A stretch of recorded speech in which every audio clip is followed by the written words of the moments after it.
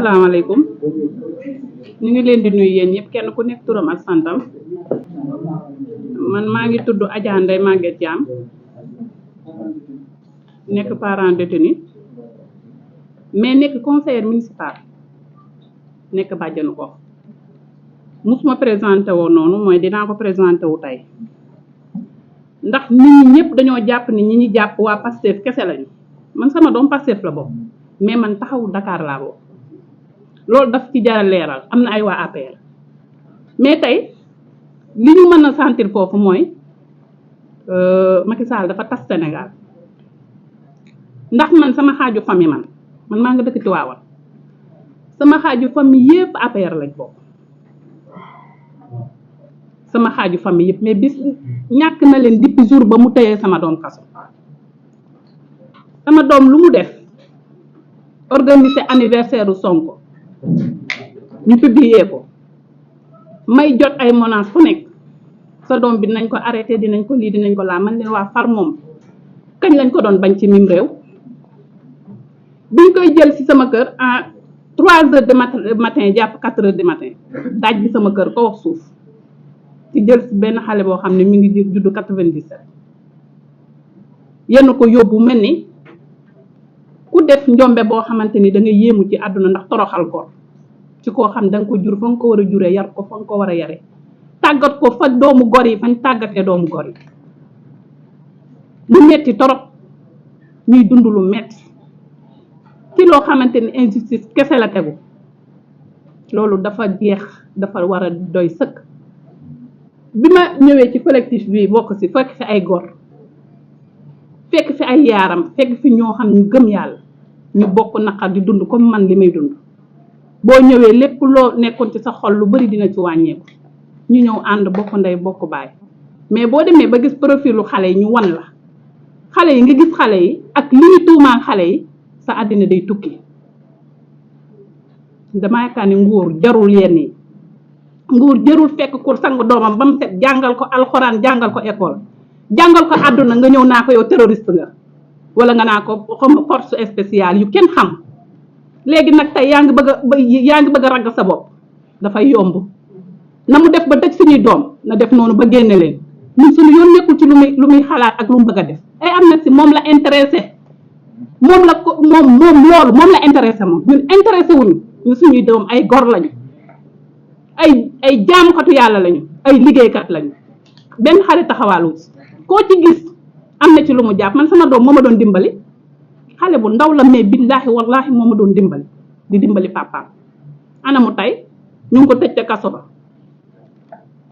loolu dafa ñaaw dafa bon dafa war a jeex ci mim réew far musu fee mën a ñàkk ana ñu mu rey waa léegi ñoom amuñu ndey ak baay léegi ëllëg après fulaas daldi xëddee mu mujj fan léegi nag ëllëg ak si bi kenn ñaan ko yàlla waaye lu mel ni su amatee nit defati lu ko neex après indi beneen loi teg lu leen def nangam après léegi nag ëllëg nag ñun ñu nekk bëgg a dee ci buumu njaam ñun ay gor lañu bu ñuy dund dañuy gore bu ñuy dee dañuy gore moom ñu mani ba tëj suñu ay doom na mani ba génne leen doomi jàmbar yi nga xamante ni da leen a rey wala ak ku leen mënti rey mais ci ay manifestation la seen bakkan dese loolu ala kulli xaalin taw mu leer bu leerul tey leer suba ndax ay yaay leen jur boo juree sa doom li ngay xalaat ëllëg mu yor la ëllëg mu toppatoo la loolu kese ngay xaar waaye doo xaar tey mu dem génn fenn ñëw ñu boom ko wala ñu ñëw jël sa doom tëj ko sa kaso ba ay ati at ëllëg ñu génne ko ni ko yow defoo dara ana temps bam def te kaso ba ana lim bàyyi ginnaawam man keroog biñ ne prison ba dafa yëngatu man sama tension dafa wàcc dama feebar boobu ba tey kenn gisuma fii maa ngi doog a génn tey ci conférence de presse démb laa dégg sama doom démb laa koy doog a dégg ndax asthmatique la xam naa la muy dund foofu chambre ba mu nekk chambre 3 la nekk chambre bu metti après nga déggati ñu ni sa doom gazé nañ ko après nga dégg ñu ni tiré nañ fa ay bal yàlla moo xam ndax ñun dugguñu ko waaye léegi nga nekk yaay jur sa doom yar ko nga dégg loolu nan ngay réagir dafa metti lii ku ko waxul joxoñ ko dafa metti seetaankat yi ci biti nag dañoo am ay doom ñoom ni ñu yaree seeni doom ñun noonu lañ yaree suñuy doom li ñu dal ñaanal luñ ko kenn mu dal kenn waaye mën na dal ku nekk ñun nag samedi incha allahu rabbi bu neexee yàlla suñu bakkan jaay nañu ko Macky Sall jaay nañ ko suñu autorisé incha allahu rabbi dinañ mars suñu autorisé wul dinañu mars luñ ci góobe gar suñu deewee ñun ay jullit lañu dañuy jàpp ni dañoo dee ci jihaad ndaxte nag gis nga nit ki am na foo xam boo fa tolloo dangay dem ci sa ngor ba mu jeex tàkk ñun xam nañ doom yi ñu jur moo tax mu jaral ñu lu nekk ci àdduna wasalaam maa ngi jéggalu bu wax bi dëgëree nag xol bi mooy wax waaye du jëmm ji mooy wax maa ngi jéggalu. asalaamaaleykum wa rahmatullah maa ngi nuyu ñëpp di ziar ñëpp di leen nuyu yeen presse bi am nañ mbégte lool seen jotaay fii ba ñu mën a génnee li nekk ci sunu xol parce que ñun njiitu réew mi di Macky Sall daf ñoo tooñ sunuy doom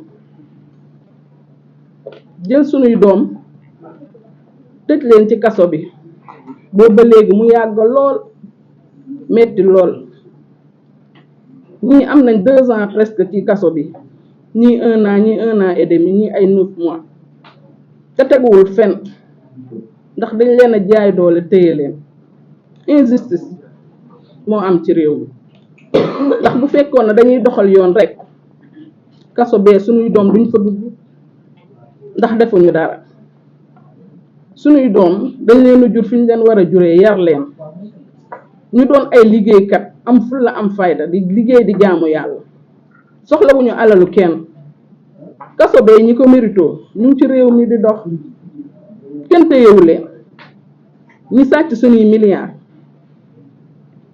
ñi jël ay faux billets di ko def dugal ci dëkk bi ñu ngi fi ñi jël drogue diir bi di ko dugal ci dëkk bi ñu ngi fi ñu bàyyi ñoo ñiy circuler jàpp suñuy doom ñi nga xam ne defuñu waxuñu lu dul lan dañoo gis kenn nit koo xam ne dafa bëgg réew gëm réewam yor projet boo xam ne xale yi gëm nañ ko ñu topp ko muy Ousmane Sonko kon nag suñuy doom tooñuñu kenn am nañ droit farak ku leen neex far kenn terewu ko ndax njiitu réew mi bu mu fàtte ne dañoo far ak moom moo tax tey mu doon président ba ko Abdoulaye Wade jëlee bëggoon koo teg injustice bëgg a teg te tegu ko benn yoon ñëpp a jóg taxaw takk suñu ndigg ne ko loolu du fi amee looloo waral faloom ndax faloom sax moom da koo bett sénégalais yu bari mais sénégalais moo bëggul injustice na bàyyi loolu xel ba tax na suñu doom yi mu téye ci kaso bi na leen bàyyi ndax defuñu waxuñu ni mu def nag ba dugal leen ci kaso bii na def noonu ba bàyyi leen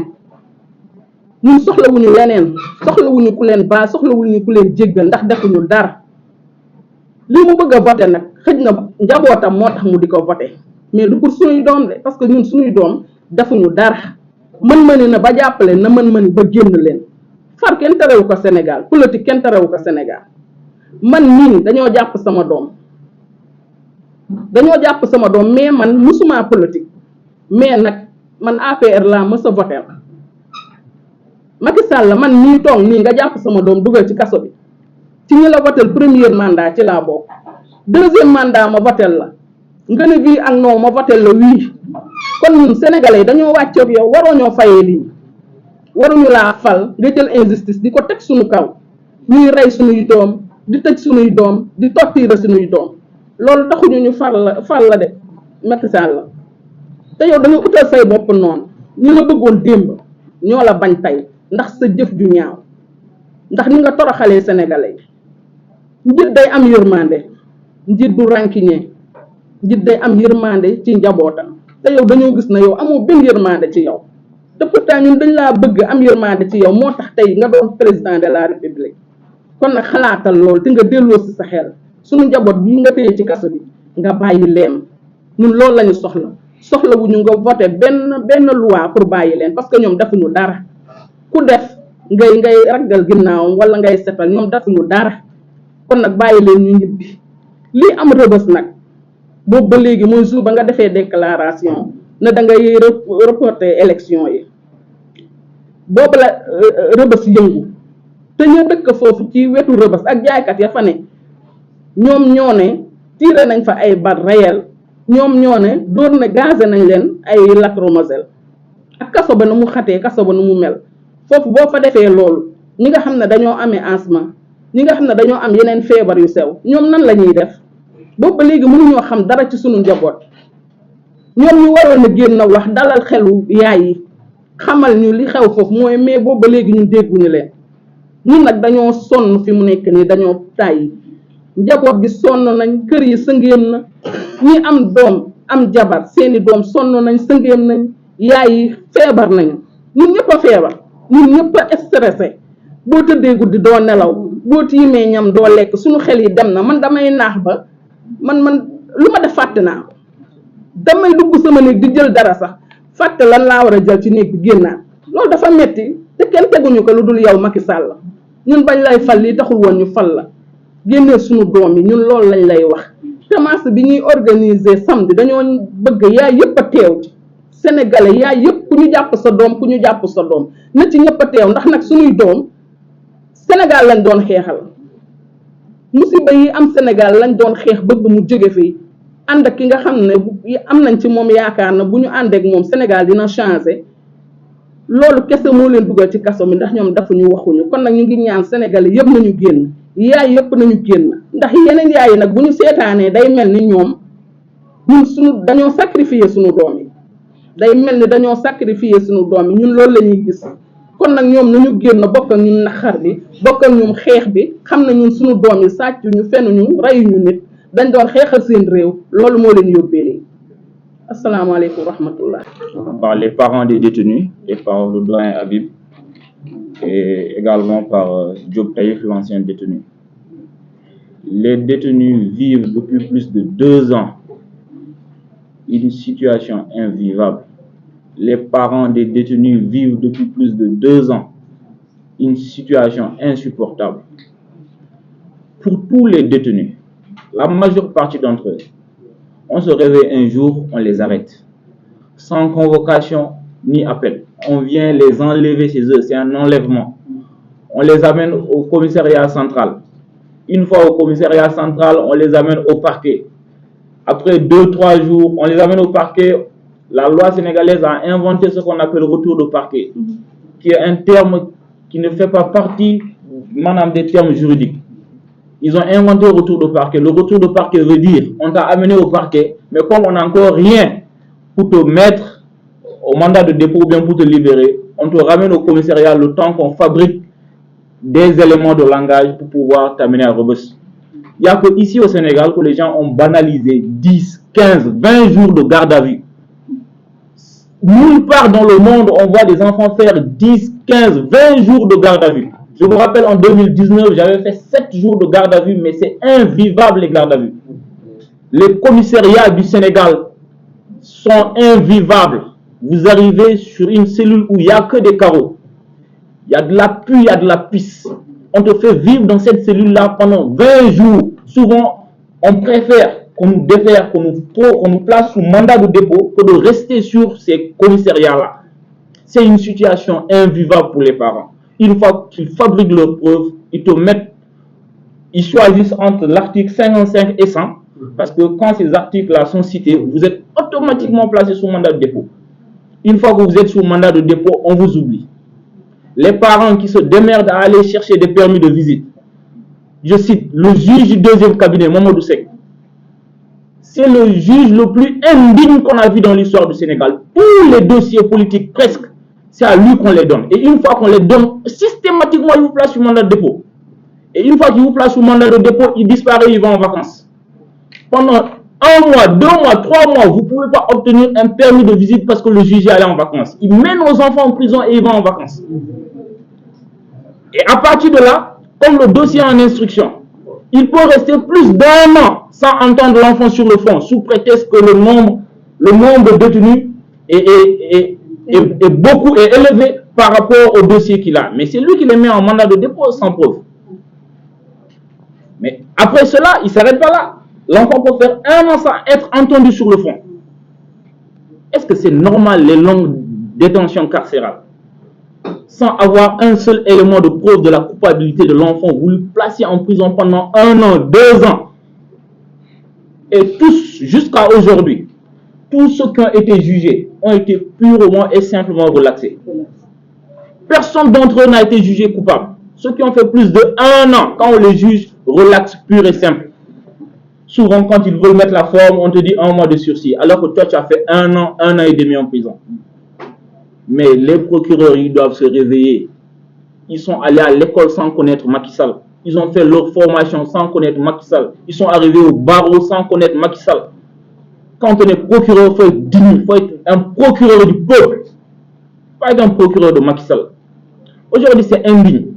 On a même parmi nous des parents, les enfants des anciens procureurs qui sont aujourd'hui en prison. Est-ce que les procureurs, ils essaient un peu de se mettre à la place de leur collègue qui a servi la République pendant plus de 30 ans? Il était là, au niveau de la justice sénégalaise, à défendre la population. Ce dernier, vous attrapez son enfant, vous le mettez en prison, sous prétexte que son père n'était pas d'accord, son père ne voulait pas être une marionnette de Macky Sall, son père ne voulait pas être soumis à Macky Sall, mais voulait être au service du peuple. 1000 et quelques enfants en prison. Mais nous n'allons pas nous laisser faire. À partir de désormais, je pense que depuis plus de 6 mois, quand on part visiter nos enfants, en parlant de visite même, pour visiter les enfants, on se réveille à 5 h du matin. On fait la queue devant Rebeuss. Tu peux rester de 5 h du matin à 14 h, voire 17 h, juste pour avoir 3 minutes de communication avec ton enfant, avec un téléphone où tu ne l'écoutes même pas bien. Mais quand on les amène de la nourriture, ça également c'est une situation à souligner. Le nombre de détenus à Rebeuss est tellement élevé que l'administration pénitentiaire ne peut pas en prendre en charge l'intégralité de la nourriture des enfants. Les parents sont obligés de quitter la banlieue tous les jours.